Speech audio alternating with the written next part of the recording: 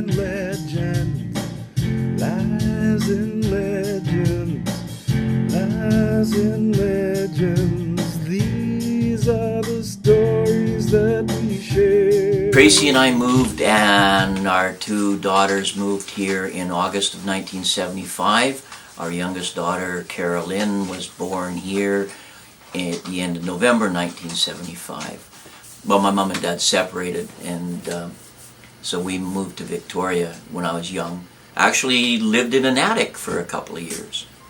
But no, when we moved to Port Alberni, and that's basically Ladysmith's our hometown now, but I grew up in Port Alberni mostly, and also I saw Sputnik as it went over Chase, BC, so. Oh. I got involved with Army Cadets in Port Alberni, and which is a great organization for young people, and stayed with that, and then got involved with the reserves, working with the cadets. I was the range instructor for a few years, and then we moved here. I had worked Rolly Rose, who had bought the Chronicle in 1974.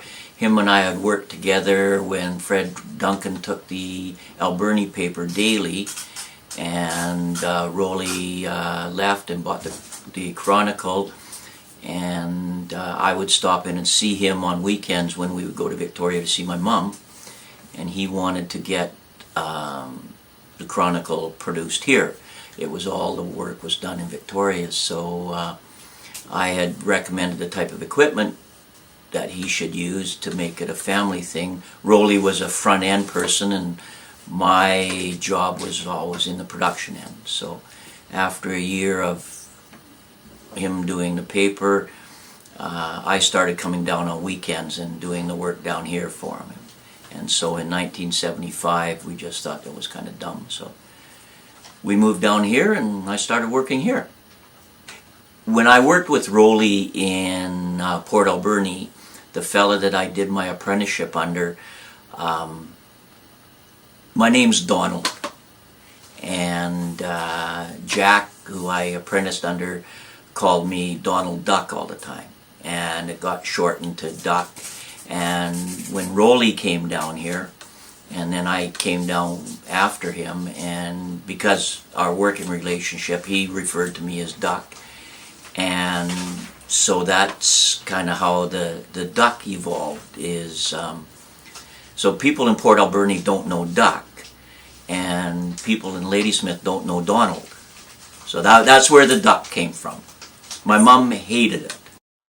I missed the days of hot metal in the printing industry.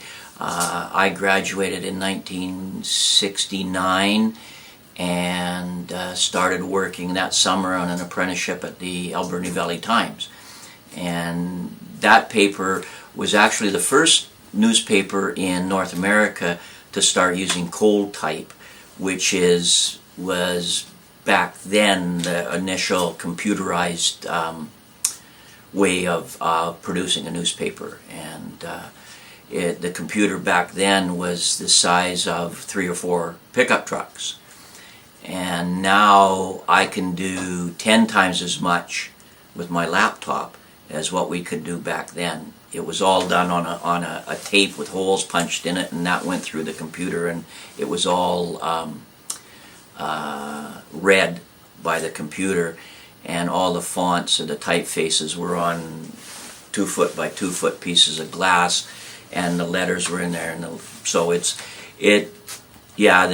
is changed immensely. We would cut everything out and stick it down by hand, and the black borders around the ads were black tape, varying. So you had to manually put them on. We stuck everything together by hand, and we actually waxed the back of it, so if we had to move stuff around, you could pick it up, move it, and stick it down. So it was a lot of fun, and actually we used X-Acto knives, so there was a lot of blood, and there was a certain amount of skill involved. And computers are great, but they've changed everything, and it's I still do some work at home. I'm no longer working but I still do some stuff on my computer at home just to keep my finger in it. We came down here in '75, and I worked for Rowley. Did a brief stint in Victoria at the Victorian, which was a fledgling paper, and actually didn't see eye to eye with the owner and came back, and Rowley gave me my job back. And that's when Rowley put the press in, and into the old overweighty building, and we put the camera in, and I hired a couple of people that I had worked with in Alberni, and that's where it grew. And in 1980, David Black, who at that time owned, his only newspaper venture was the Williams Lake Tribune, approached Rowley about buying his operation, which was Island Publishers. And at that time, it was the Ladysmith Tremaines Chronicle, the Oak Bay Star, and the Parksville Qualicum Beach News. And we did print other papers. We printed the Pictorial, we printed the Cowichan News, we printed the North Island Advertiser, so there was a lot of other papers going through. And so Rowley sold to David Black, and actually that started his empire. And he started other papers in Victoria. He started the Nanaimo News Bulletin, and at that time they'd asked me to go up to Nanaimo and set up the production department there for the Bulletin. And so I went up there in 1990 till 2013 when I packed it in. So you got ink in your blood. Yeah. So it was a lot of fun. I enjoyed it. I had great people working for me in production. A couple of the people that worked here came to Nanaimo with me, and we had a lot of fun. When it's just after I had the fur ball in my head and I was off for 5 months, I just decided I'd had enough of deadlines. It's pretty stressful, eh? Now that now that you're away from it, and you know it's an expensive business, and everybody says newspapers are going to die. Big papers are. Your community newspaper is going to be around for a long time, because you don't look at it for your news. You look at it for what's happening in your community, and the internet and TV and radio doesn't do that for you. So you'll get your Chronicle or you'll get your Take 5 on a certain day, and you'll pick it up and look at it, put it down, and you pick it up and look at it and put it down. Your community paper is going to be around for a while, and it's a good thing, because that's the voice of your community. Really enjoyed newspapers. I worked for a while at Woodward's on the food floor. That's how old I am.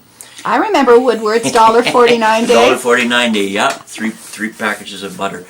I did a few days out in the forest setting chokers that weighed almost as much as I did, so I'm not a logger.